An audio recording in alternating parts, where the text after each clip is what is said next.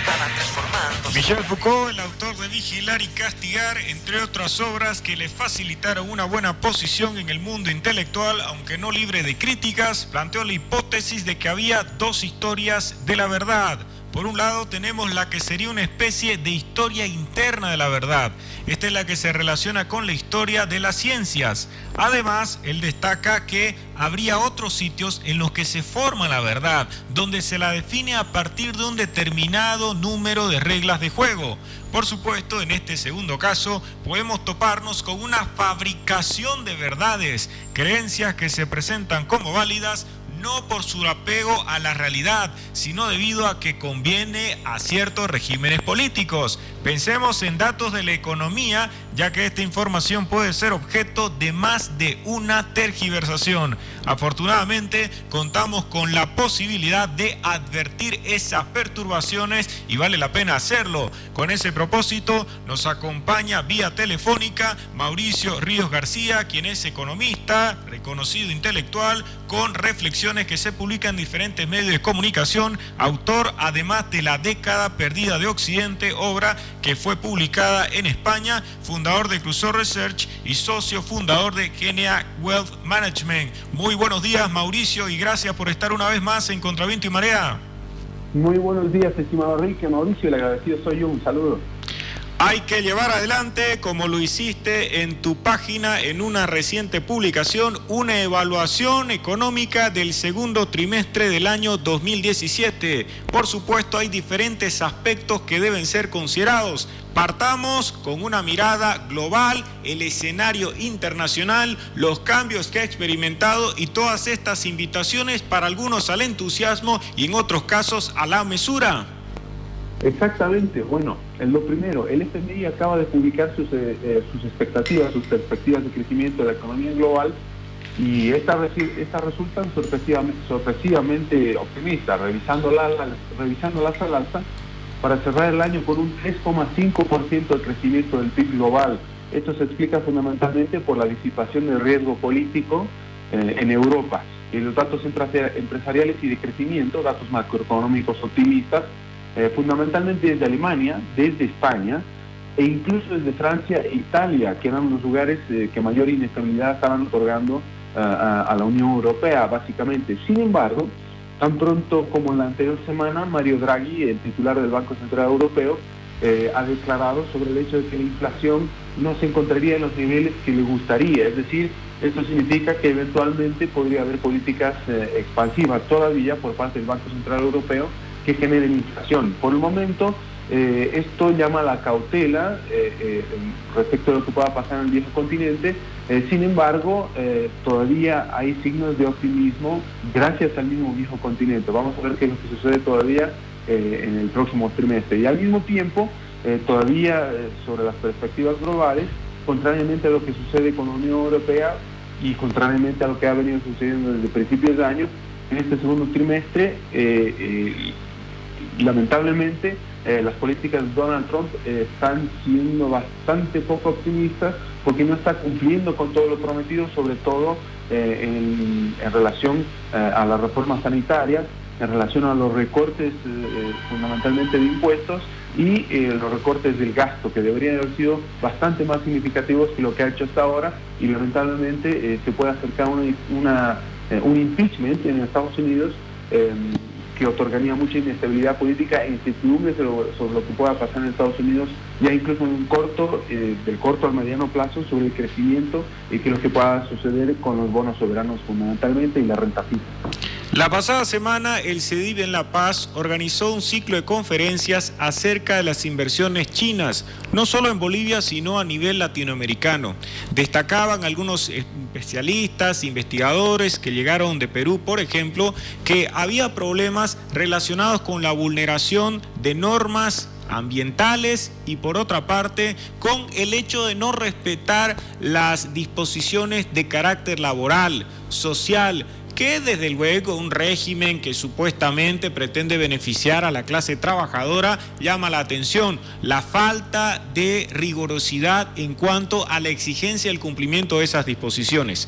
Por otra parte, sobre este tema conviene apuntar que, y lo decían igualmente los entendidos en el ámbito, las inversiones chinas se habían multiplicado, teniendo ya a descomunales deudores como Venezuela, así como a otros países, en el caso del Ecuador. Igualmente, por la falta de serenidad económica, para decirlo menos, de Rafael Correa, tampoco se presentaron las condiciones para que su endeudamiento fuese controlado, porque China, entre otras cosas, presta con intereses más elevados de los que se pueda encontrar en otras partes o elementos de la comunidad internacional. Y señalo todo esto porque, Mauricio, igualmente interesa hasta por el tema de la deuda saber qué es lo que sucede con China, para quien muchas personas, en este caso, pues no encuentran sino severas observaciones, no solo de la perspectiva de los derechos humanos, eso es muy sencillo lanzar críticas, sino también en cuanto a cuán profunda y seria es su propuesta de potencia económica y su seguro para algunos desplazamiento de Estados Unidos en la cumbre de la economía mundial.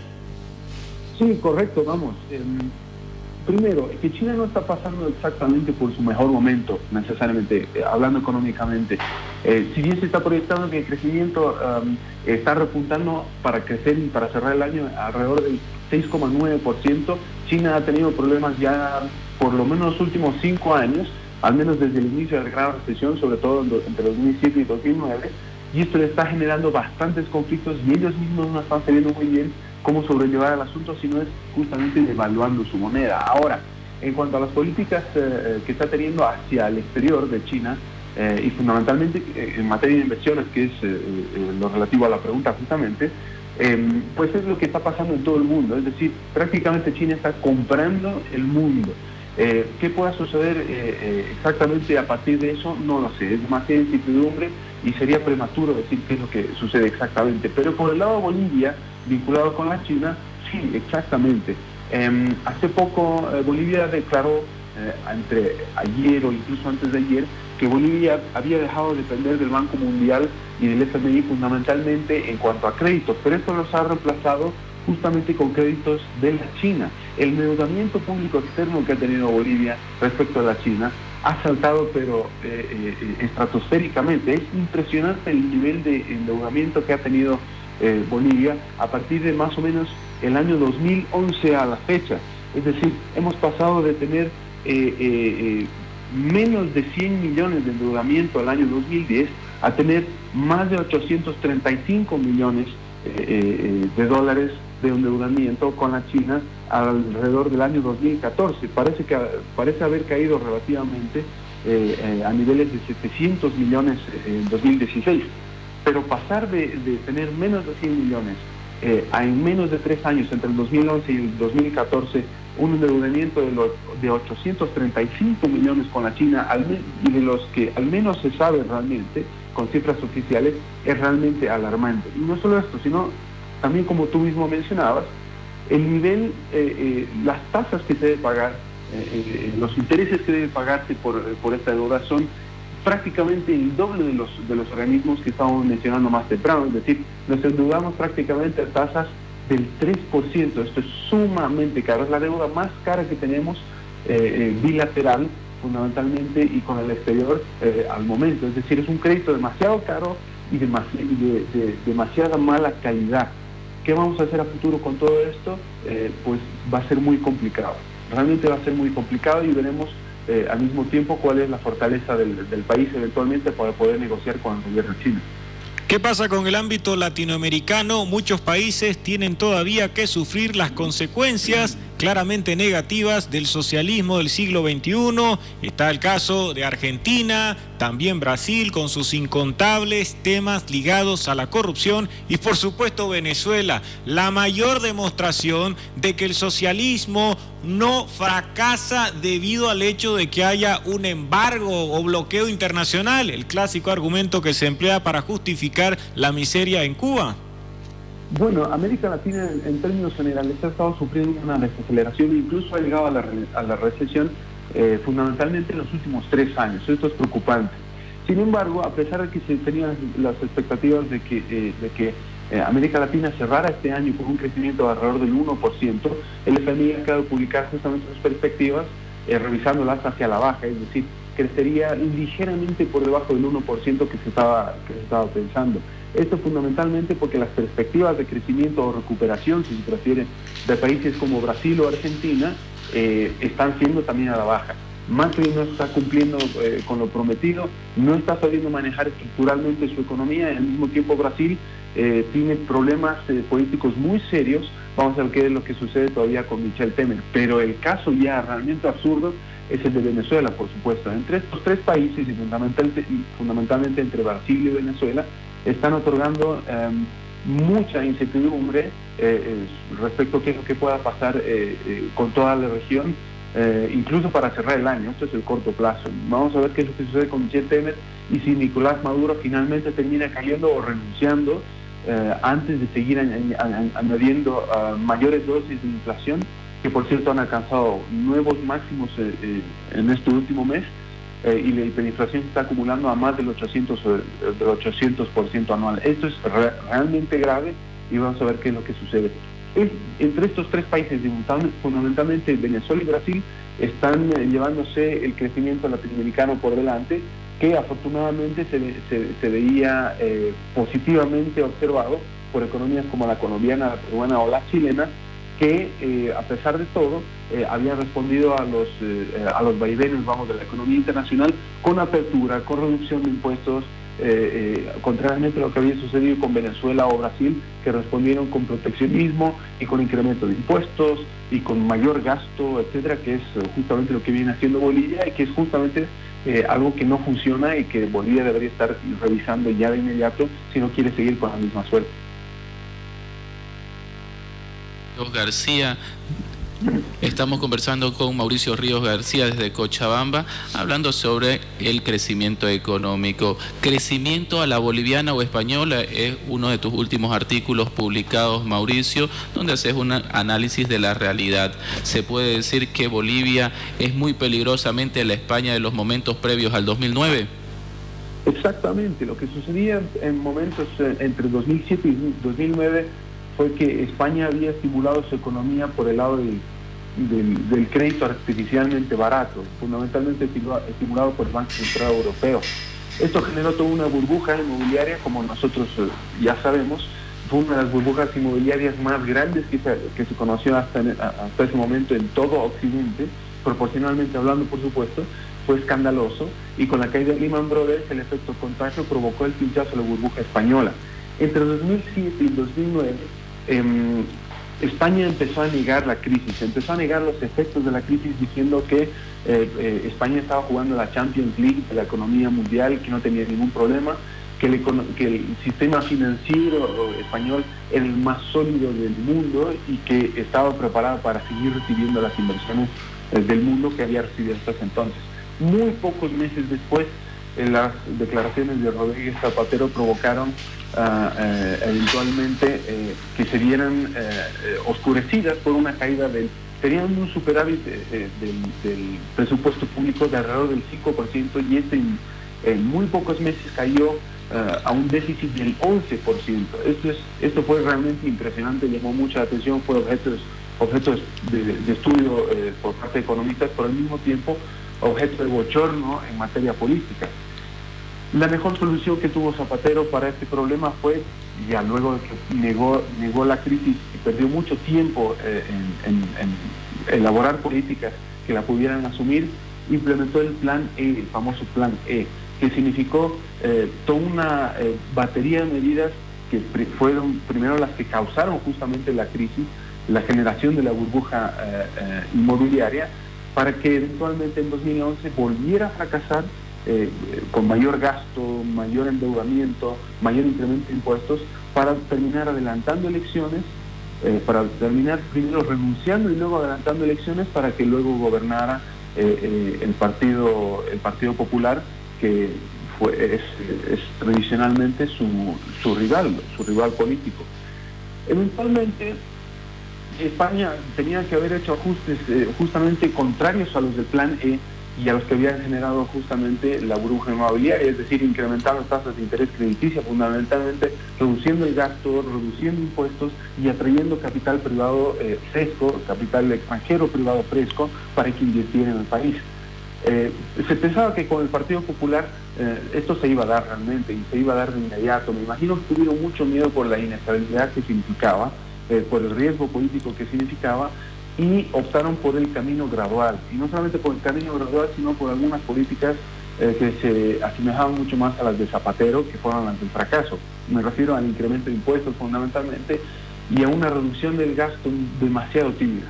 Pero fundamentalmente lo que hizo muy bien el PP fue no ceder a la tentación de abandonar el euro para poder devaluar la peseta y poder autofinanciarse de esa forma, ¿no? Como es lo que pretendía Grecia con su con su mentado ministro Varoufakis. Lo que hizo España fue justamente el ajuste interno, optar por el ajuste interno, reducir el gasto, reducir relativamente el aparato público y fundamentalmente no devaluar. De esta forma, ahora España crece ya durante 3 años continuos alrededor del 3% para ganar puestos en competitividad y para recuperarse fundamentalmente a partir de que exporta mucho más. Todo esto sin devaluar. ¿Cuál es el mensaje justamente para Bolivia? Y es el ejercicio que estaba haciendo en el artículo que mencionas. Que Bolivia tiene una estructura fundamentalmente de administración pública muy similar a la española.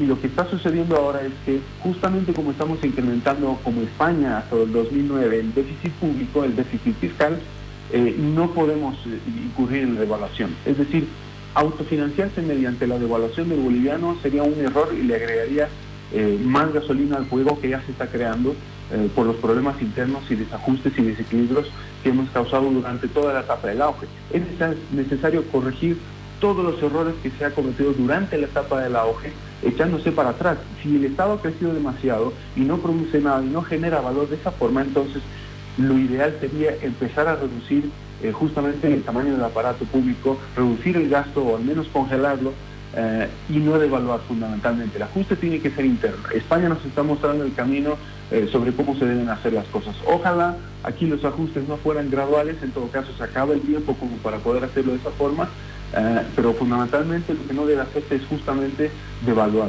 No se debe devaluar, sino incurrir en el ajuste interno. Finalmente, Mauricio Ríos García, como no pudimos hacerlo en su momento, valdría la pena tener tu juicio acerca de todo el tiempo que estuvo ejerciendo las funciones de ministro de Economía, Luis Arce Catacora. En tu caso, en más de una ocasión has protagonizado controversias por escrito, polémicas con funcionarios del Ministerio de Arce, y me imagino que tendrás al menos alguna opinión no tan entusiasta como la de los seguidores del proceso de cambio que prácticamente están aguardando la recuperación de Arce para que vuelva a colocarse a la vanguardia de las políticas económicas en este país. Sí, justamente, las políticas justamente fueron por lo que yo empecé a decir sobre la economía boliviana ya en 2013, mucho antes de que cayeran los precios del petróleo. Es justamente lo que estaba apuntando con este último artículo sobre crecer a la española o a la boliviana. Decía que si no se realizaban ajustes ya de inmediato, pues iba a ser cada vez más complicado, que a partir de ese momento no volveríamos a crecer a los mismos niveles. 6 meses más tarde caen los precios del petróleo y todo el mundo muy complacientemente se queda con ese diagnóstico, que los problemas son una falta de ingresos y no un exceso de gastos, que es lo que decía justamente a mediados del 2013. Y me di el lujo de decir que Arce Catacora justamente debía revisar esa posición y que si no quería tener problemas, que finalmente si prefería mantener esa posición, que simplemente debía irse o tendría problemas sumamente complicados eventualmente y que no sabría realmente solucionarlos o sobrellevarlos. ¿Y qué es lo que pasa ahora con el ministro Guillén, ahora que no está Arce Catacora? Llama la atención el silencio que tienen justamente sobre la coyuntura. Y esto es fundamentalmente por dos cosas. si bien el ministro Guillén ha dicho que va a continuar, que va a tener una política de continuidad respecto de la política de Arce Catacora, al mismo tiempo la gente quiere saber, porque ya es tiempo, si se va a pagar el doble aguinaldo o no. Es decir, el FMI acaba de ratificar un crecimiento del 4% para Bolivia y no del 4,2% que se esperaría, que es la cifra que determinaría el pago del doble aguinaldo. Es decir, todo el mundo está a la espera de qué es lo que va a suceder con el nuevo ministro y fundamentalmente en relación a qué es lo que va a suceder a partir de ahora para poder financiar el déficit, si se va a devaluar o no, y fundamentalmente si se va a pagar el doble aguinaldo o no. El gobierno, a través de su Ministerio de Hacienda, no se decide en materia de diagnóstico si es el crecimiento el que determina el pago del doble aguinaldo o si es el doble aguinaldo el que determina el crecimiento. Finalmente, esto otorga una enorme incertidumbre respecto de qué es lo que va a suceder en la economía boliviana, cómo se lo está manejando, si es lo correcto o no, y me parece que es justamente lo más irresponsable que puede haber. Que se manifieste y que nos diga finalmente si es controlable el déficit fiscal, si se va a pagar el doble aguinaldo o no, y finalmente si va a devaluar. Todo esto para el corto plazo ya. Muchas gracias, Mauricio Ríos García, economista, también catedrático universitario, autor de La década perdida de Occidente, que fue esa obra lanzada en Madrid el año 2015. Gracias por este contacto en Contra Viento y Marea. Siempre un gusto, un saludo.